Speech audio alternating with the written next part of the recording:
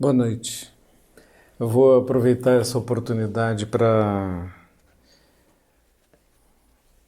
apresentar alguma coisa sobre os 10 Passos do Boi, que é um texto muito famoso do Zen.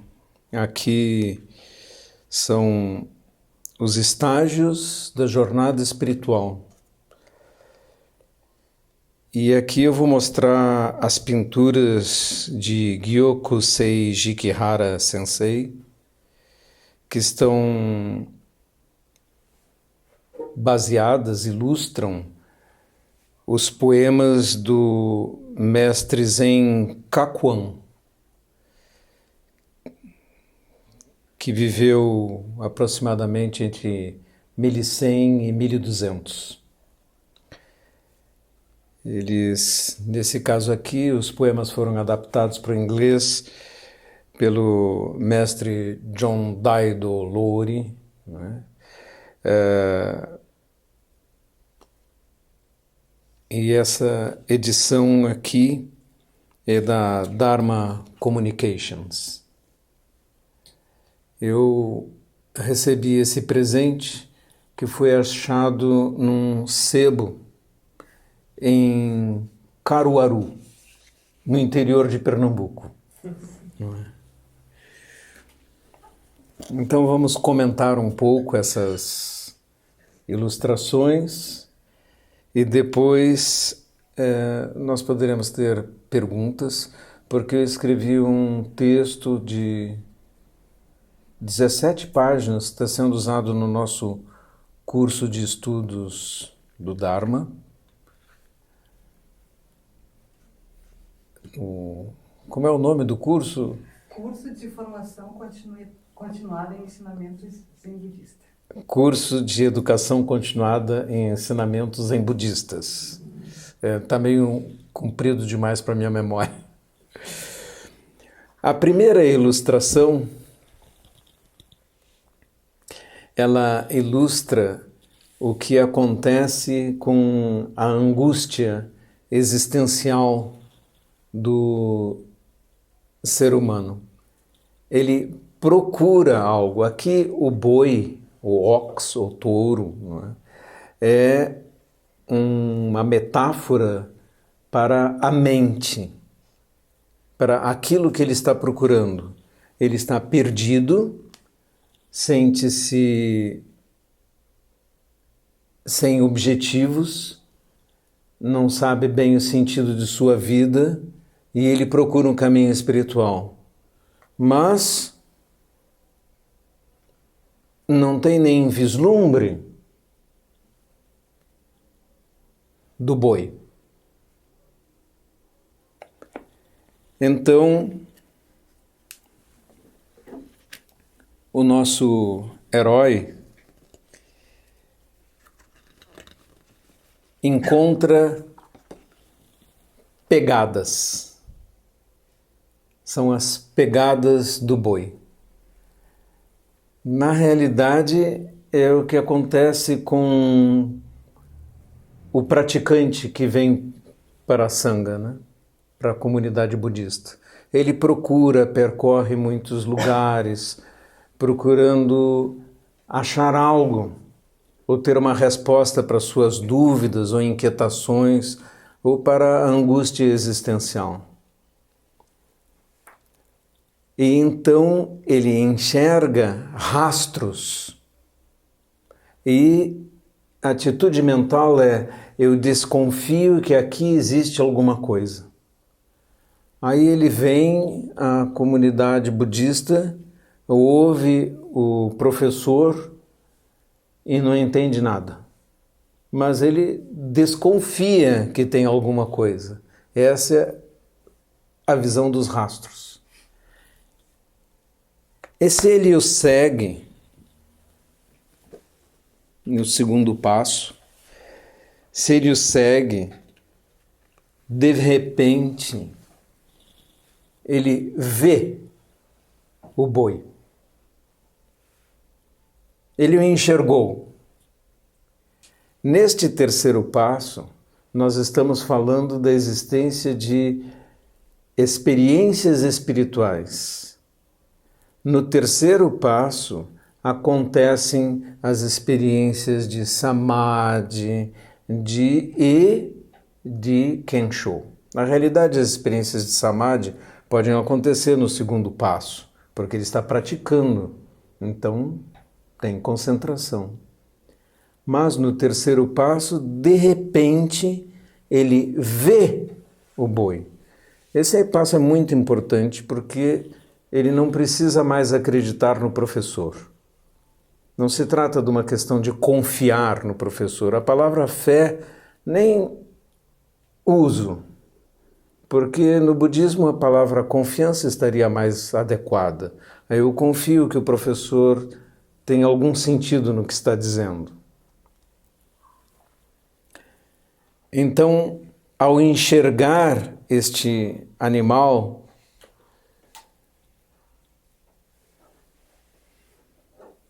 ele percebe que existe realmente algo no caminho espiritual. Ele tem um vislumbre. Quando há esse vislumbre, há pessoas que pensam: que espetacular é isso, eu estou iluminado, não é? E até saem dizendo para outras pessoas que obtiveram a iluminação porque viram algo. Mas na realidade, do ponto de vista do trabalho espiritual, ele apenas levantou a ponta do véu e viu que tem luz do outro lado. Não é porque você viu que tem luz, não é porque você teve uma experiência espiritual, por mais que ela pareça espetacular, mística, sensacional, extraordinária. Quando você vai falar com o professor e apresenta, ele pode certificar essa experiência. Ah, sim, esse é um kensho, um vislumbre da sua verdadeira natureza. Agora é que começa a nossa prática. É isso que o professor vai dizer. É isso que ele vai usar para dizer: você agora sabe que existe, mas isso não é quase nada. Você apenas viu o boi, mas você não o domina. Você não o agarrou, que é a quarta figura, agarrando o boi. Então ele conseguiu colocar uma corda no boi e tenta arrastá-lo. Mas o boi é rebelde. É quando você se senta em zazen, sua mente não para, correndo de um lado para o outro. Você não consegue controlá-la nem dominá-la. Muitos praticantes estacionam aqui, nesta parte. Minha mente não para, eu não consigo nada. Mas ele pratica, na verdade, pouco e por isso não consegue ter força para dominar o boi.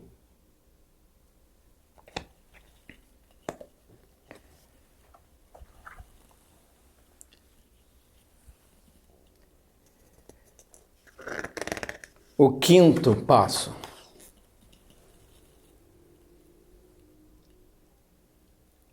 O boi tornou-se manso e você consegue conduzi-lo com uma corda e uma argola no nariz. Fazendo bastante esforço, você pensa: consigo controlar minha mente, consigo conduzi-la, mas às vezes sim, às vezes não. Não é realmente um domínio verdadeiro. É um domínio parcial. E esse quinto passo é o passo daqueles que já experimentaram as experiências espirituais, as experiências místicas, mas ainda não têm um controle verdadeiro sobre elas.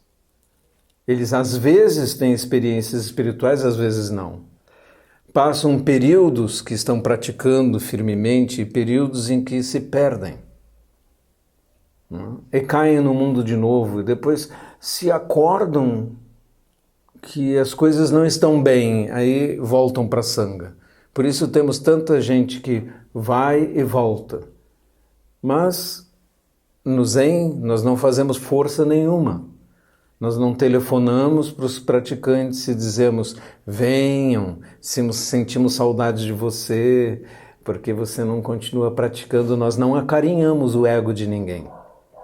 Na realidade, no Zen não se faz força, porque a tarefa é do aluno.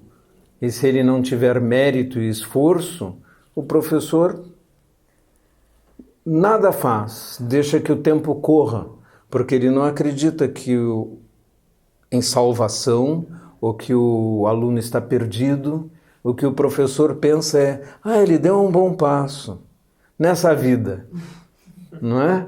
Mas quantas vidas tem pela frente? Milhares, milhares. Eu não preciso fazer esforço. Estou procurando um aluno que não queira apenas conduzir o boi por uma corda. Às vezes sim, às vezes não.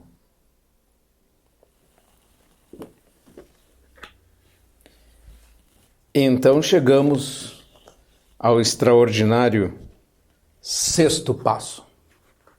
Como vocês devem ter notado, esses passos são, como eu diria, logarítmicos, não é? Cada passo é muito mais difícil que o anterior e não é assim: passei para o passo seguinte. O passo seguinte é 10 vezes mais difícil e é 10 vezes mais trabalho do que o passo anterior. No sexto passo, o praticante dominou o boi, realmente. Ele vai para onde ele quer. E a figura é o praticante sobre o boi, sentado sobre ele, tocando uma flauta. Não há uma corda nem uma argola no nariz do boi. O boi vai com a música. E o praticante não precisa lutar para dominá-lo. Muitos bons professores, mestres Zen, estão neste ponto aqui, no sexto passo, e nós temos que reverenciá-los, porque chegar até aqui é muita coisa. Ele não luta mais com sua mente. A mente vai para onde ele quer. Você, quando o observa, quase não vê falhas nele. Mas ele mesmo se desilude consigo mesmo.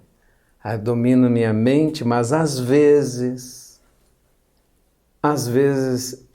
eu perco. Não é? E o boi vai para um lugar que eu não queria e eu me esqueci de tocar a flauta. E eu tenho que voltar a achar a música para conduzir o boi.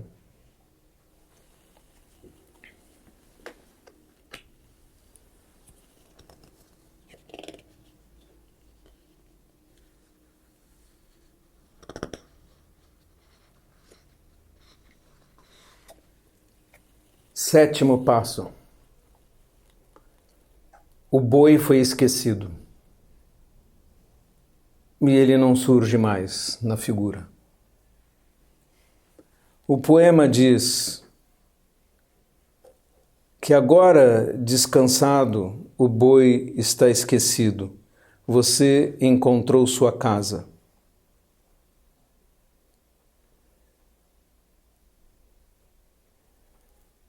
Ele está em completo repouso e não faz mais nenhum esforço para controlar nada. Na realidade, todo o esforço de treinamento, de controlar a mente, já passou. Ele está em completa paz. Este passo aqui é o passo quando o Satori se instala. não é mais Kensho, é Satori.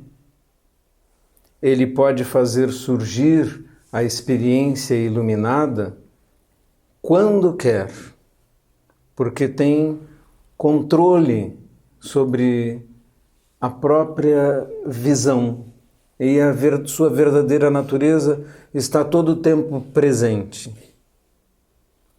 Muito raramente algum pensamento o afasta da percepção de iluminação. Como na história de Tozan, que uma deidade queria vê-lo, mas não podia vê-lo porque ele não pensava. Então a deidade jogou farinha no chão. E Tozan vinha caminhando, o mestre, e viu farinha no chão e pensou: como alguém pode ser tão descuidado? Farinha caída no chão da cozinha. Neste momento a deidade pôde vê-lo, porque neste momento ele voltava à sua identidade. Mas imediatamente Tozan esqueceu aquele pensamento e desapareceu novamente. Então, praticamente não há mente e há domínio da situação de iluminação. No 7º passo.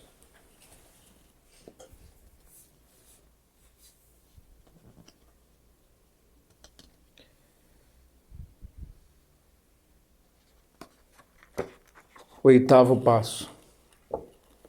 Tudo foi transcendido. Não existe mais boi, nem casa.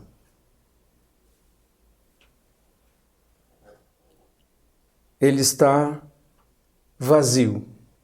E o símbolo é o Ensho, um círculo vazio.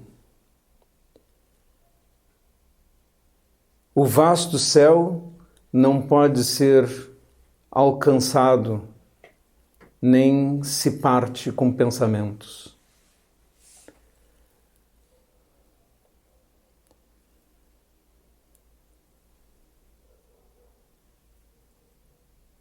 Ele está completamente de acordo com o caminho do passado, com o antigo caminho, com o caminho dos Budas.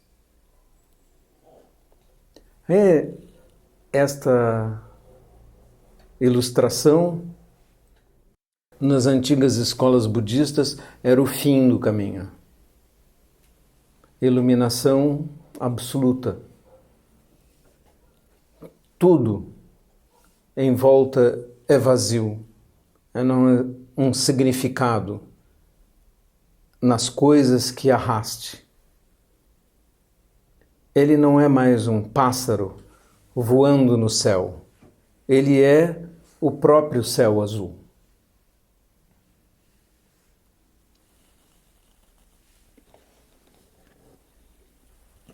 Então, novos mestres nos desenvolveram mais 2 passos. E o 9º passo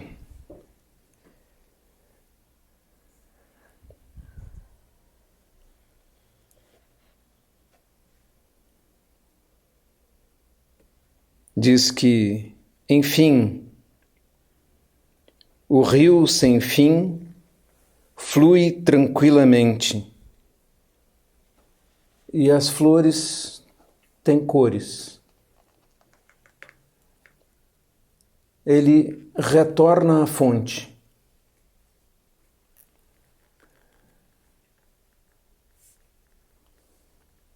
Nenhum esforço.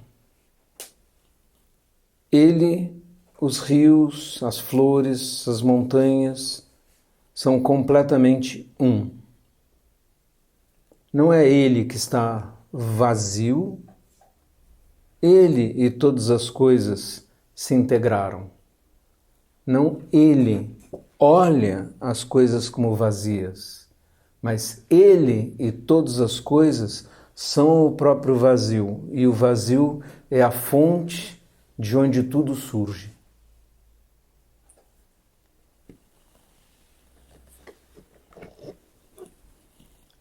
E então o espetacular 10º passo, o surpreendente 10º passo. O título é Entrando no Mercado.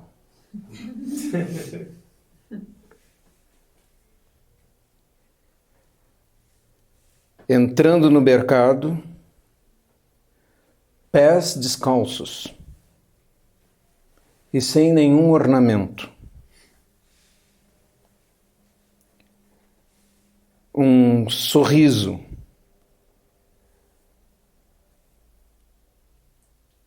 É poeira nas vestes. E as vestes são velhas, um pouco esfarrapadas. Ele não usa nenhum poder sobrenatural. Aí carrega uma garrafa de vinho nas costas. Aí senta-se com os homens vulgares, comuns. E quando eles contam anedotas, ele ri e também conta anedotas. Junto aos homens vulgares, ele fala vulgaridades. Bebe com eles. Mas a seus passos, árvores secas florescem.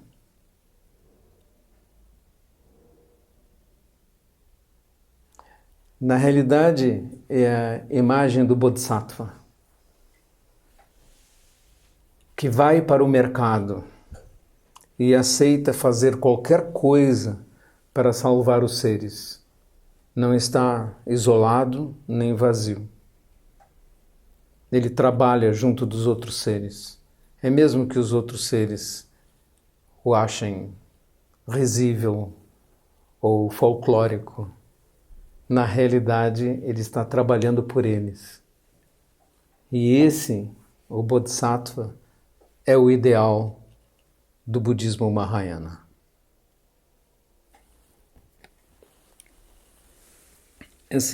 Essa coletânea que foi achada no sebo em Caruaru foi achada pelo nosso amigo Gutenberg, da Sangha de Olinda, e ele trouxe para nos presentear. Talvez devêssemos emoldurar, não é? E colocar em alguma sala.